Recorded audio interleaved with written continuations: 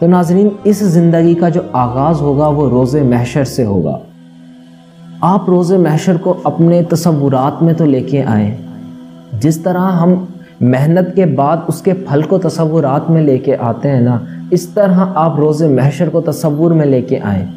دیکھیں آپ ایک میدان میں کھڑے ہیں، چاروں طرف آپ دیکھ رہے ہیں، اچانک آپ کی نظر آسمان پہ پڑتی ہے، آپ دیکھتے ہیں کہ سورج آپ کے سوا نیزے پہ پہنچ گیا، قریب پہنچ گیا۔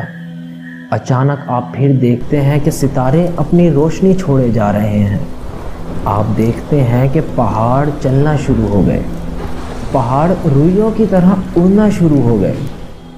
آپ دیکھتے ہیں کہ انسانوں کا ایک جمع غفیر، ایک سمندر نہ ختم ہونے والا انسانوں کا ایک جمع غفیر دوڑتا چلا آ رہا ہے اس میدان کی طرف۔ نہ ان پہ لباس ہے، نہ انہیں کسی چیز کا ہوش ہے، نہ وہ دیکھ سک رہے ہیں ادھر کے کیا، نہ ادھر دیکھ سک رہے ہیں، بے ہنگم دوڑے جا رہے ہیں، نہ منزل کا پتہ ہے۔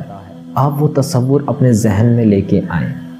وہ حیوان، وہ جانور خوف کے مارے جب جنگل سے دوڑتے ہوئے آ رہے ہیں، آپ تصور لے کے آئیں کہ وہ پیاس کی شدت جو آپ کو اس چٹیل میدان میں محسوس ہو رہی ہے۔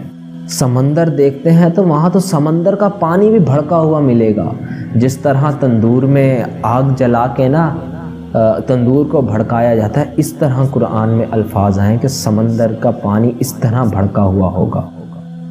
آپ دیکھتے ہیں کہ آسمان پر کہ آسمان پھٹ رہا ہے، آسمان کے دروازے کھل رہے ہیں، فرشتے جہنم کو بھی لے کے آ رہے ہیں، فرشتے ایک ایسے باغ کو بھی لے کے آ رہے ہیں جس میں نہریں ہی نہریں ہیں، جس میں سبزہ ہی سبزہ ہے، جس میں لہلاتی فصلیں ہی فصلیں ہیں۔